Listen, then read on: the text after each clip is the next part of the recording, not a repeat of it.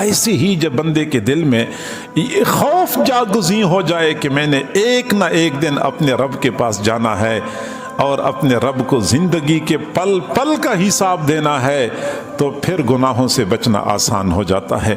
یہی وجہ ہے کہ حضور صلی اللہ علیہ وسلم دعائیں مانگا کرتے تھے، اللہم انا نسألک من خشیتک ما تحول بہ بیننا و بین معاصینا، اللہ ہمیں وہ خوف عطا کر، اللہ ہمیں اپنی وہ خشیت عطا کر کہ جس کی بدولت ہم گناہوں سے بچ سکیں، وہ خوف اور خشیت ہمارے اور گناہوں کے درمیان حائل بن جائے۔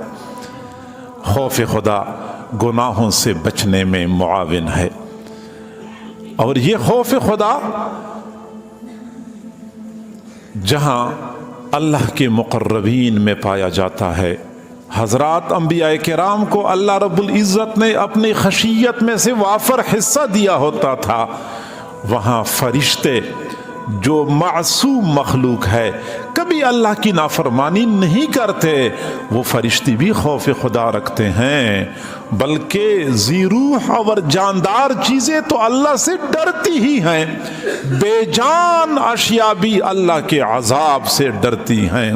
قرآن عظیم الشان اس بات پہ گواہ ہے، ثم قست قلوبکم من بعد ذلک، پھر تمہارے دل سخت ہو گئے، فہی کالحجارۃ او اشد قسوہ، پتھروں کی طرح سخت ہو گئے، بلکہ پتھروں سے بھی زیادہ سخت ہو گئے، وَإِنَّ مِنَ الْحِجَارَةِ لَمَا يَتَفَجَّرُ مِنْهُ الْأَنْهَارُ، بعض پتھر اللہ کے خوف سے پھٹ جاتے ہیں، ان سے نہریں بہہ پڑتی ہیں، وَإِنَّ مِنْهَا لَمَا يَشَقَّقُ فَيَخْرُجُ مِنْهُ الْمَاءُ، بعض پتھر اللہ کے خوف سے پھٹ جاتے ہیں، ان سے تھوڑا پانی بہہ پڑتا ہے، وَإِنَّ مِنْهَا لَمَا يَهْبِطُ مِنْ خَشْيَةِ اللَّهِ، اور بعض پتھر اللہ کے خوف سے پہاڑ کی چوٹی سے گر پڑتے ہیں۔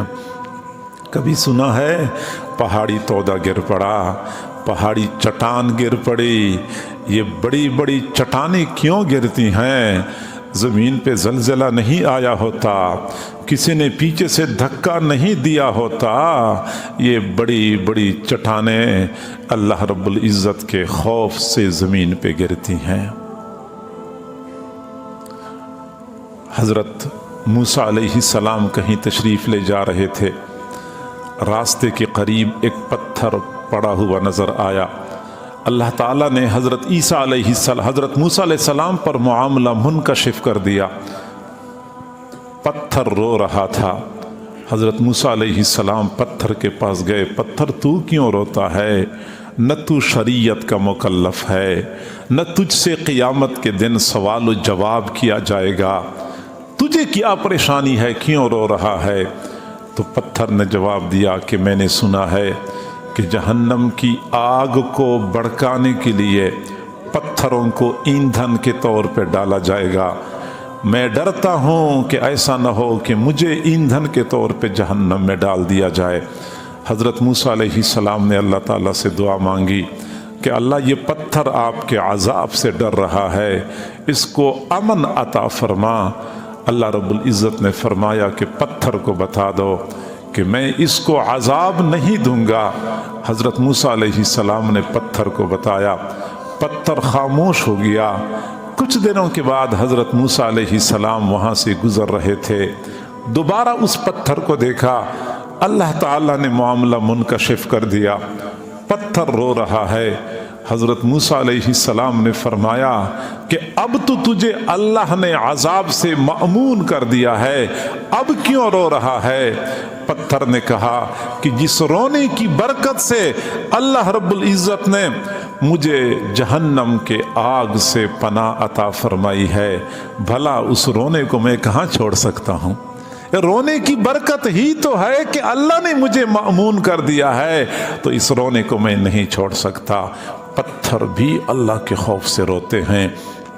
حضور صلی اللہ علیہ وسلم نے فرمایا تضرعوا وابکوا فإن السماوات والأرض والجبال یبکون من خشیت اللہ، تم اللہ کے سامنے گڑ گڑایا کرو، تم رویا کرو क्योंकि आसमान, ज़मीन और पहाड़ अल्लाह के खौफ से रोते रहते हैं।